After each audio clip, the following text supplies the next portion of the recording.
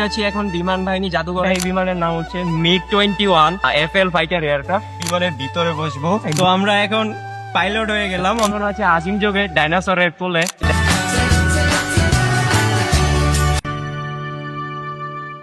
বিমান বাহিনী জাদুঘর থেকে আপনাকে স্বাগতম জানাচ্ছি।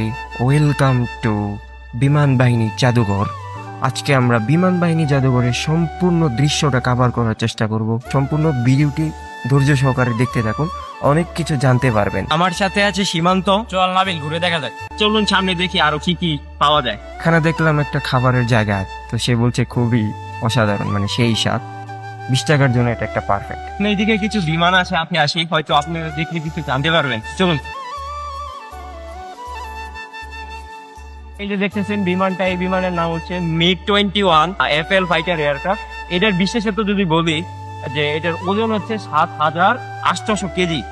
আর এই বিমানটা হচ্ছে ঘন্টায় 2175 কিলোমিটার পর্যন্ত চলতে পারে। এটি হলো F-35 প্রশিক্ষণ বিমান। এটি সর্বোচ্চ 46,900 ফুট পর্যন্ত আকাশে উঠতে পারে। তো এই বিমানটা হচ্ছে নেট যুদ্ধ বিমান। এটা হচ্ছে বাংলাদেশের মুক্তিযুদ্ধে ব্যবহার করা হয়েছে পাকিস্তানের বিপক্ষে। আর এটা হচ্ছে সর্বোচ্চ 800 কিলোমিটার পর্যন্ত চলতে পারে। তো আমরা এখন পাইলট হয়ে গেলাম, অন্তর্বর্তীকালীন পাইলট। আমরা এখন বিমান চালাবো। তো যদি আপনাদের একটু বিমানের সামনের দিকটা যদি দেখাই, এক গাড়ির ড্রাইভার হিসেবে বিমান উড়াচ্ছে ফার্স্ট টাইম, তার লাইসেন্স নেই।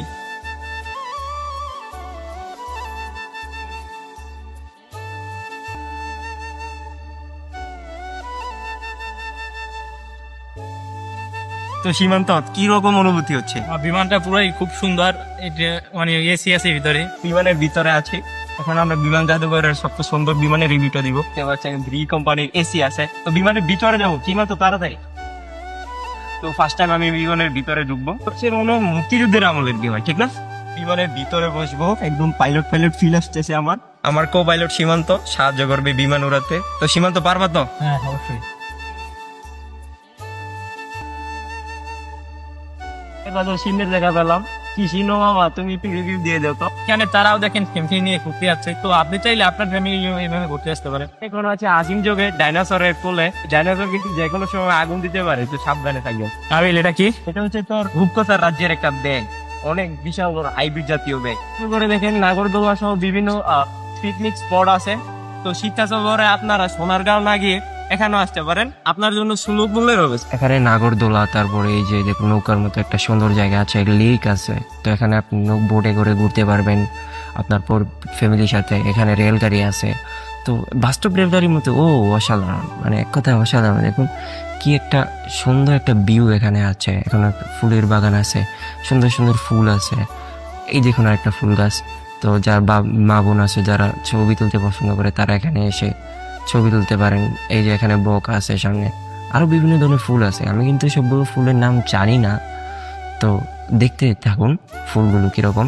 তো এখানে যে কার্টুন আছে, ডিজনি মেবি কার্টুনটা।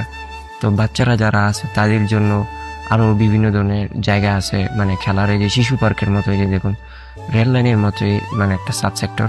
এই যে দেখুন একটা বাচ্চা খেলতেছে।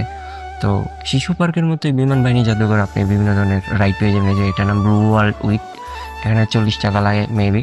তো এই যে আরেকটা আছে, দেখুন কয়েকটা বাচ্চা খেলাধুলা করতেছে।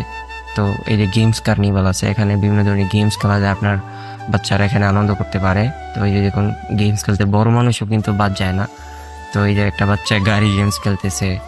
তো এখানে বিভিন্ন ধরনের গেমসও খেলা যায়। আবার মজার ব্যাপার হচ্ছে এখানে আপনি নামাজও পড়তে পারবেন। তো পুরুষের জন্য আলাদা নামাজের জায়গা আছে, আবার মহিলাদের জন্য আলাদা নামাজের জায়গা আছে। তো আমি আশা করি যে এটা আপনার জন্য বেস্ট হবে। যদি ক্ষুধা লাগে বিভিন্ন খাবার কিনে খেতে পারেন। তো এই যে দেখুন সিদ্দিকস কিচেন আছে, এখানে ফুচকা আছে, ধরুন অনেক কাবুরা ফুচকা পছন্দ করে। তো এই যে এখানে পেপসি আছে। তো বিভিন্ন ধরনের খাবার দোকানও আছে, যদি ক্ষুধা লাগে তাহলে খেতে পারবেন। পুরো বিমান জাদুঘর কভার করার পর এখন আমরা ক্লান্ত। তো এখন বিমানের ভিতরে এসির বাতাস খাচ্ছি।